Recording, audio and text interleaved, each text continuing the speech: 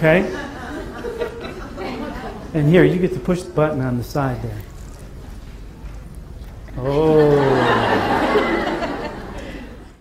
My name is Luka, and I've been a registered nurse for over 30 years. And all of my experience has been in hospitals. Throughout my career, I have instinctively used methods and ways of working with people to help eliminate their fears, especially when they come into a medical environment. Medical environments can be extremely intimidating to people. And what I've learned to develop, which has just been a natural gift for me, is how to help people through that, how to diffuse those anxieties or fears that they have, and not only in adults, but also specifically in children as well. So don't be afraid of the fear. And the phobias are the same. When we go to phobias, you know, everybody says, well, yeah, they're not just afraid, now it's a phobia, right? And it always goes right back to, how do you feel about that? Oh, it's a phobia. Well, that's different. That's a lot more fear. That's a lot harder to work with. And my recommendation to you is, do not take that posture. My recommendation to you is that they have the same resources as anybody else. That's my experience of people with phobias. I have seen people break through 9 years of phobia within 10 minutes. And it's just because you don't give them, you don't buy into their fear. You don't stand next to them and agree with them.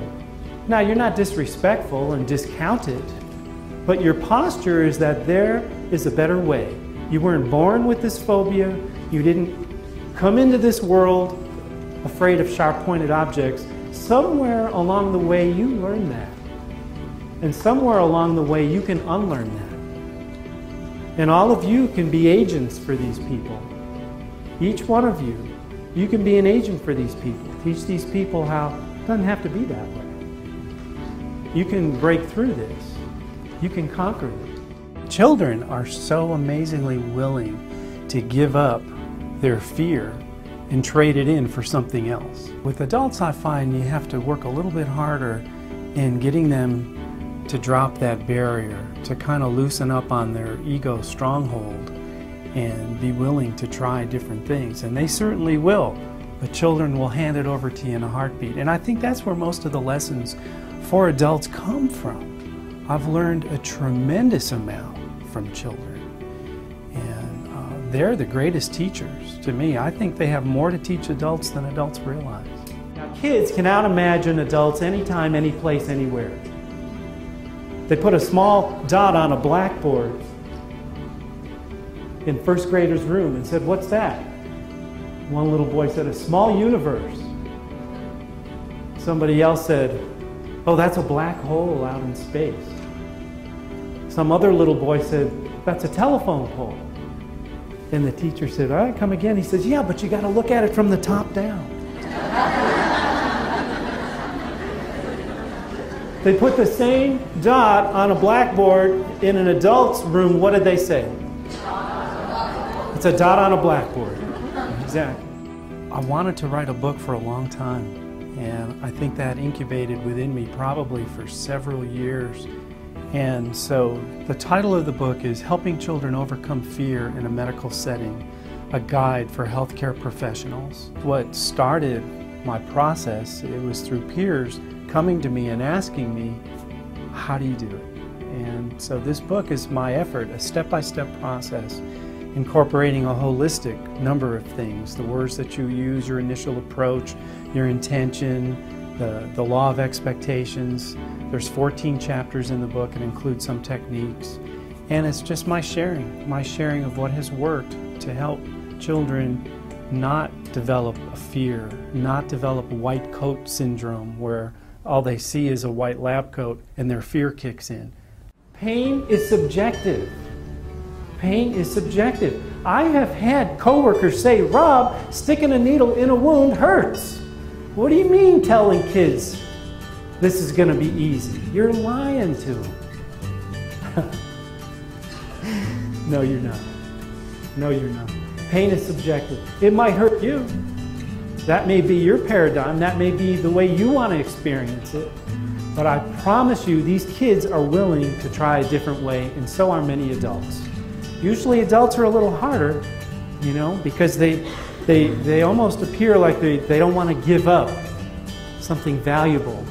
Or you're hurting my ego if you take away my perception. That's my perception. How dare you take that away? You don't have that barrier with kids. Kids will give that up to you. They'll give that away to you.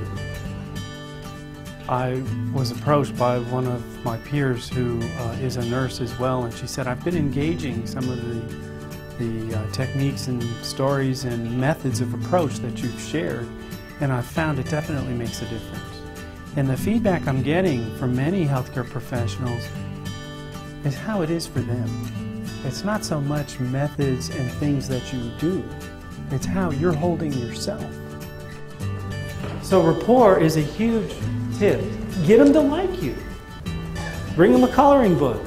Sit down and color with them. I was with a 3-year-old one time in the emergency room, and I walked into the room, and she was 3 years old, and she was just crying her eyes out and yelling and screaming and crying. You know, one of those ear-piercing kind that you just hate to hear? And I walked into the room, and guess what happened? It got louder, you know? It got louder. And so I turned around and left, not because I was afraid, okay? I went to get a coloring book. I got a coloring, and I sat down next to her, and I just started coloring. And she's screaming, and she's crying, and I turned the pages to find something that I wanted to color, you know. This is on job time, right? I'm coloring. Turn the page and coloring. What happened? What happened? Did she grab a crayon and start playing? She stopped crying. She grabbed a crayon and started coloring. All I wanted to do was create a non-threatening situation. I want her to like me. I'm not the bad guy. I want to do everything I can to help you find that place within yourself. When your words that you speak and the eye contact that you make and the nonverbal communication that you present are all in line and they're all sending the same message, it's a very, very powerful message.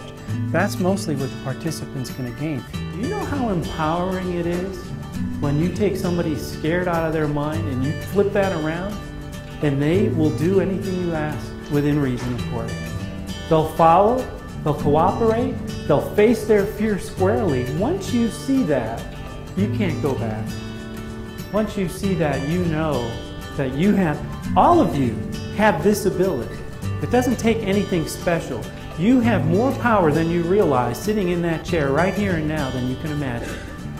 With all your patience, no matter how afraid, no matter what they show you, you have an ability to get in, communicate, tap into those resources, and change the way they respond. I would love to come and speak to your healthcare organization and share with you those 35 years of valuable experience that I've learned, not only in working with children, but in working with adults and turning difficult situations around and making them very positive.